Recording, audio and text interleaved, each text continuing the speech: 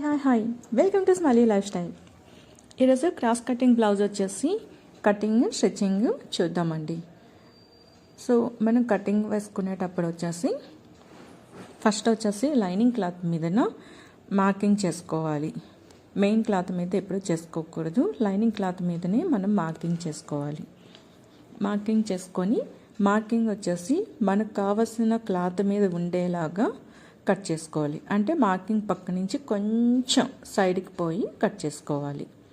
చూస్తున్నారు కదా నేను ఎలా కట్ చేస్తున్నాను, అంటే నాకు కావాల్సిన క్లాత్ మీదన మార్కింగ్ ఉంటుందన్నమాట. ఓకే, బ్యాక్ పార్ట్ కట్ చేయడం అయిపోయింది. ఇప్పుడు ఫ్రంట్ పార్ట్ కట్ చేసుకుందాం. క్రాస్ కటింగ్ బ్లౌజ్ వచ్చేసి మార్కింగ్ చేసేటప్పుడు బ్యాక్ పార్ట్ స్లీవ్స్లో నుంచి ఫ్రంట్ పార్ట్ వచ్చేసి షోల్డర్ స్టార్ట్ అవుతుంది, మర్చిపోవద్దండి. బ్యాక్ పార్ట్ వచ్చేసి స్లీవ్లో నుంచి ఫ్రంట్ పార్ట్ షోల్డర్ స్టార్ట్ అవుతుంది. ఓకే, సో అప్పుడు వచ్చేసి మనకి క్రాస్ కటింగ్ వస్తుంది. స్ట్రైట్గా తీసుకున్నామంటే అది స్ట్రైట్ కట్ అయిపోతుంది. అది అలా అంటే మీకు ఆల్రెడీ తెలిసే ఉంటుంది. స్ట్రైట్ కట్ వచ్చేసి ఒకేసారి 4 పార్ట్స్ కూడా కట్ చేసుకోవచ్చు. బట్ క్రాస్ కటింగ్ అనేది 2 పార్ట్స్ ఒకసారి 2 పార్ట్స్ ఒకసారి కట్ చేయడం అవుతుంది. ఒకసారి 4 పార్ట్స్ అనేవి కట్ చేయడం అవ్వదు. ఓకే, ఇప్పుడు కటింగ్ చేసేటప్పుడు కూడా చాలా కేర్ఫుల్గా కరెక్ట్గా కట్ చేయాలండి. క్రాస్ రాకుండా కరెక్ట్గా స్ట్రైట్ దగ్గర వచ్చేసి స్ట్రైట్గా వెళ్ళాలి, ఎక్కడ మెలకు రాకూడదు. కార్నర్కి వచ్చేటప్పటికి ఆ కరువు కరెక్ట్గా కరువు చూసారు కదా, ఇప్పుడు ఆ నెక్ కరెక్ట్గా అలా బెండ్ అవ్వాలండి ఒకేసారి. ఎస్, సో మనం కట్ చేసిన ప్రతిసారి క్లాత్ అలా ఎక్స్ట్రా వచ్చేటప్పుడు పక్కకి మడత పెట్టుకోవాలి, అప్పుడు క్లాత్ మూవ్ అవ్వకుండా ఉంటుంది. ఓకే, ఫ్రంట్ పార్ట్ వచ్చేసి అండ్ బ్యాక్ పార్ట్ కూడా రెండు కూడా కట్ చేసేసాము. ఓకే, చూసారుగా ఏ యాంగిల్లో పెట్టానో అలాగే ఉండాలండి ఫ్రంట్ అండ్ బ్యాక్ పార్ట్ కూడాను క్రాస్ కటింగ్కి. ఇప్పుడు స్లీవ్ కట్ చేసుకుందామండి. దీనికి వచ్చేసి స్లీవ్కి ఫుల్గా లెంత్ సరిపోలేదు లైనింగ్ క్లాత్, అందుకని చెప్పేసి సైడ్స్ వచ్చేసి క్లాత్ యాడ్ చేస్తున్నాను.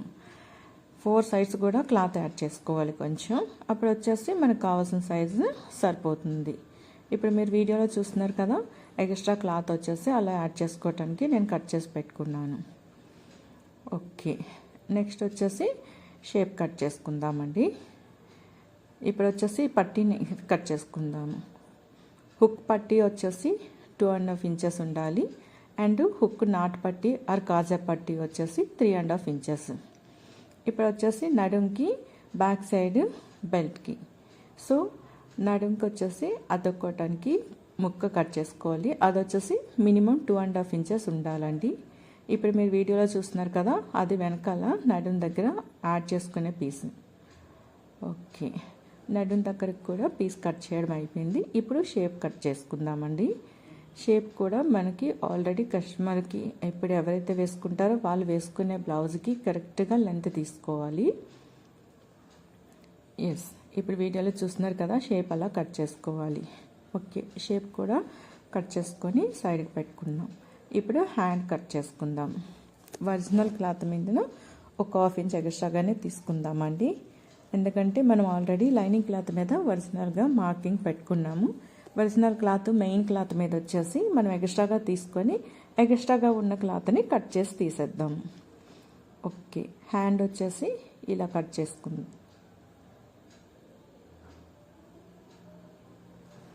ఎస్, హ్యాండ్ కట్ చేయడం అయితే అయిపోయింది. మనం ఆల్రెడీ లైనింగ్ కూడా కట్ చేసేసుకున్నాము. హ్యాండ్కి వచ్చేసి ఫ్రంట్ సైడ్ 2 సైడ్స్ కూడా ఇలా క్రాస్ తీయాలండి, ఇది మర్చిపోకూడదు. ఓకే, ఇప్పుడు మెయిన్ క్లాత్ కట్ చేసుకుందాం. మనం వచ్చేసి ఆల్రెడీ లైనింగ్ క్లాత్ మీదన మనం ఒరిజినల్స్ తీసుకున్నాం కదా, మెజర్మెంట్స్ మార్కింగ్ పెట్టుకున్నాం. అదే మెయిన్ క్లాత్ మీద పెట్టేసుకొని కొంచెం కొంచెంగా ఎక్స్ట్రాగా క్లాత్ ఉన్నట్లు కట్ చేసేసుకోవాలి. ఎందుకు అనసానంటే మెయిన్ క్లాత్ ఎప్పుడు కూడా ఎక్స్ట్రా ఉంటే కట్ చేసేయచ్చు, అదే తక్కువగా ఉంది అనుకుంటే యాడ్ చేయడం అవ్వదు కదండి. అందుకే మెయిన్ క్లాత్ ఎప్పుడు కూడా ఒక 1/2 ఇంచ్ ఎక్స్ట్రాగా ఉండేటట్లు కట్ చేసుకోవాలి.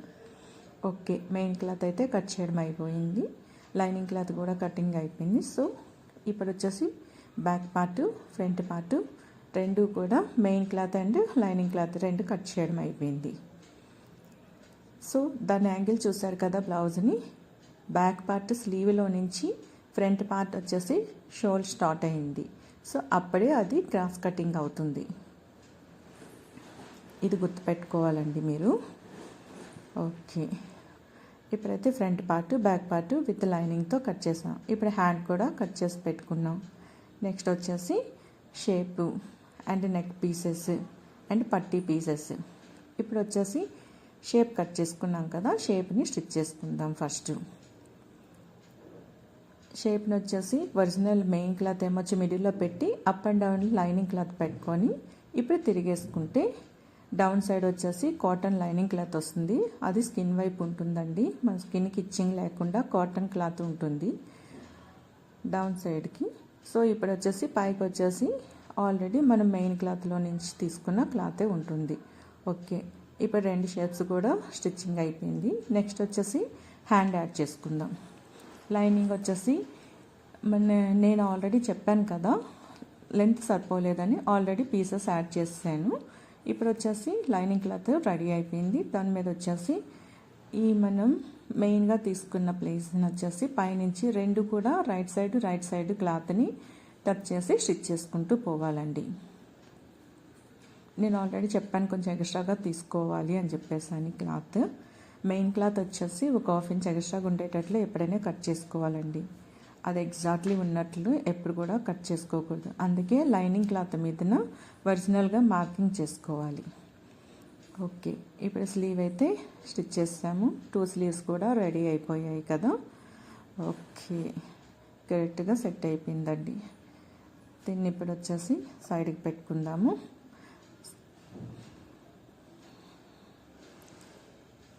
స్లీవ్స్ ఎక్కడ కూడా ఉగ్గులు రాకుండా ఫ్రిల్ రాకుండా స్టిచ్ చేసుకున్నాం, బాగుంది. ఓకే, ఇప్పుడు వచ్చేసి నెక్ యాస్టీస్గా వేసేసుకొని స్టిచ్ చేసుకున్నామండి. ఇప్పుడు వచ్చేసి దాన్ని పక్కకు నెట్టి ఫోల్డ్ ఇలా విడదీసి దాని మీద నుంచి స్టిచ్చింగ్ వేసుకోవాలి. ఒకటి సేఫ్టీ స్టిచ్చింగ్, పైనుంచి 1 స్టిచ్ వేసుకోవాలి. ఇప్పుడు దీనికి వచ్చేసి లేస్ యాడ్ చేసుకుందాం. ఓకే, లేస్ ఇట్లా స్లోగా కర్వ్స్ దగ్గర టర్న్ కరెక్ట్గా తిరిగేటట్లు స్టిచ్ చేసుకోవాలి. ఎక్కువ తక్కువ రాకుండా నేను వచ్చేసి నెక్ దగ్గర ఆల్రెడీ స్మాల్గా కనిపించేటట్లు విడిచిపెట్టానండి గ్యాప్. ఆ గ్యాప్ విడిచిపెట్టుకోవచ్చు అండ్ మనకి ఇష్టం లేదనుకుంటే క్లోజ్గా వేయచ్చు. చూస్తున్నారు కదా, చిన్న దారంలా ఉంది ఆ చుట్టూ పైపింగ్ లాగా, అలా నేను విడిచిపెట్టి వేశాను. And front part lining add చేసేసాము. ఇప్పుడు వచ్చేసి నెక్ కూడా పక్క నుంచి ఆ సైడ్లో ఒక స్టిచ్చింగ్ చేసుకుందాము. మీద నుంచి కూడా ఒక స్టిచ్చింగ్ చేసుకుంటే ఇదిగోండి ఇట్లా రెడీ అవుతుంది వీడియోలో చూస్తున్నట్టు. దీనికి ఇప్పుడు వచ్చేసి షేప్స్ యాడ్ చేసుకుందాం అండి. అండ్ నెక్ కూడా లేస్ యాడ్ చేయడం అయిపోయింది అండ్ షేప్స్ యాడ్ చేయడం కూడా అయిపోయింది. ఇప్పుడు ఇంకేం యాడ్ చేయాలి? పట్టీ, హుక్ పట్టీ, నాట్ పట్టీ యాడ్ చేయాలి. సో హుక్ పట్టీ నాట్ పట్టీ యాడ్ చేయాలనుకుంటే మనం ఆల్రెడీ హుక్ పట్టీ నాట్ పట్టీ కట్ చేసుకున్నాం.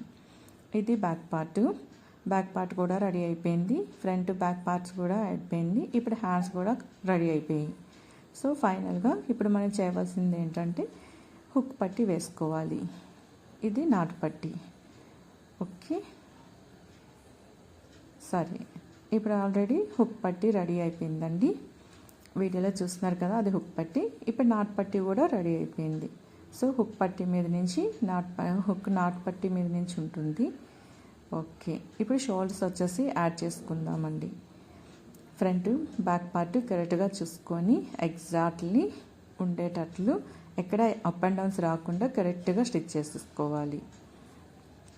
ఓకే, షోల్డర్స్ అయితే యాడ్ చేయడం అయిపోయింది. ఇప్పుడు నెక్స్ట్ వచ్చేసి హ్యాండ్స్ యాడ్ చేసుకోవాలి. హ్యాండ్స్ని యాడ్ చేసుకునేటప్పుడు మనం ఒకసారి మెజర్మెంట్స్ తీసుకోవాలి. హ్యాండ్ని యాడ్ చేసేటప్పుడు ఆ బ్లౌజ్ బాడీ మీదనే పెట్టేసుకొని ఒకసారి మెజర్మెంట్స్ తీసుకోవాలి. మిడిల్ పార్ట్ని వచ్చేసి మిడిల్ పార్ట్ మీద పెట్టుకొని తీసుకోవాలి. మీకు ఆల్రెడీ బ్లౌజ్ హ్యాండ్ కట్ చేసిన టైంలో చెప్పాను, కొంచెం క్రాస్ ఉంటుంది. 2 పార్ట్స్ కూడా ఫ్రంట్ సైడ్ వచ్చేసి హ్యాండ్స్కి క్రాస్ ఉంటుంది. ఆ క్రాస్ కట్ చేసుకొని అలా ఫ్రంట్ పార్ట్కి మాత్రమే వచ్చేటట్లు కట్ చేయాలి. ముందే కట్ చేసుకుంటే కొంతమంది కన్ఫ్యూజ్ అయిపోతారు కదా, అందుకే బ్లౌజ్ స్టిచ్చింగ్ తర్వాత కట్ చేసుకుందామని చెప్పి నేను స్టిచ్చింగ్ వరకు వెయిట్ చేశాను. ఇప్పుడు స్టిచ్చింగ్ అయితే అయిపోయింది కదా, బ్లౌజ్కి లైనింగ్ యాడ్ చేయడం.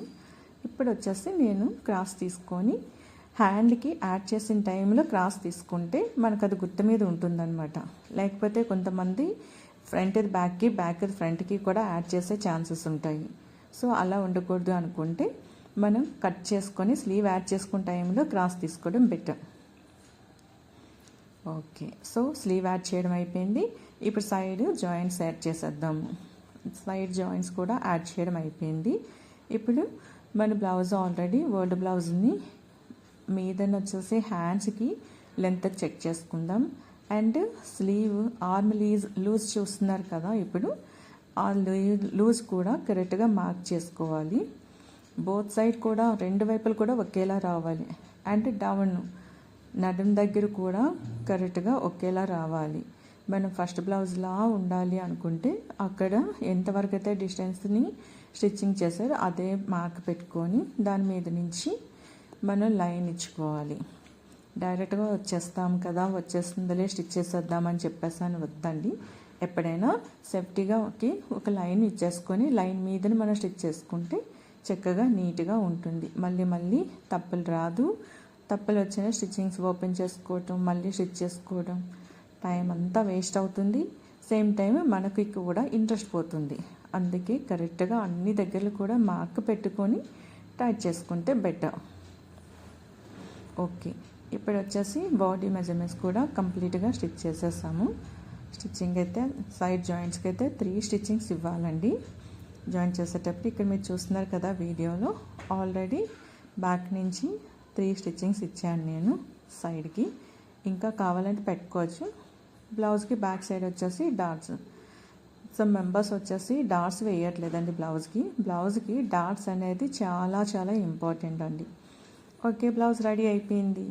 షోల్డర్స్ మీద నాటు కూడా రెడీ చేసేసాం. చాలా బాగుంది కదా. నెక్ ఎంత కరెక్ట్గా కరువు వచ్చింది, యూ షేప్లో. సూపర్ నైస్నా. మీరు కూడా తెలిసిన వాళ్ళు అయితే ఇది మీకు ఆల్రెడీ అర్థమయ్యే ఉంటుంది. బిగినర్స్ అయితే ఈజీగా ఉంటుందండి. మీకోసమే కొంచెం లాంగ్ లెంత్ వీడియో చేసి పెట్టాను. కొంచెం కరెక్ట్గా ఆలోచించుకుంటూ స్లోగా వీడియోస్ చూస్తూ మీరు కూడా స్టిచ్ చేయండి. మీ బ్లౌజ్ మీరే స్టిచ్ చేసుకున్నారంటే ఎంత హ్యాపీగా ఉంటుంది కదా. ఎస్, మనకే చేసుకోవాలి. Thank you for watching.